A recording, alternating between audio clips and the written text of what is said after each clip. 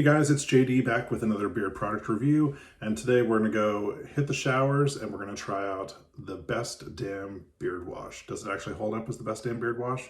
Well, let's take a look. This stuff is kind of messy. The lid gets really gross. I wish they'd put kind of like one of those nipple nozzles on the end of it to keep it from getting all goopy, but this is what it does. It smells like cleaning products, but not in a bad way. It kind of smells lemony. I'm sure there's something else in here as well, but let me read this and see what it says.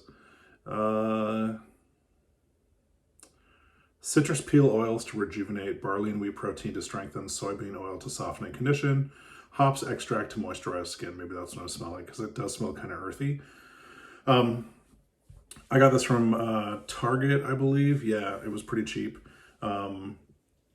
From Duke Cannon Supply Company. And a portion of proceeds benefits U.S. veterans. That's kind of cool. So as you can see in the video of me using it, it lathers up really well. And yeah, you just get tons and tons of bubbles and foam.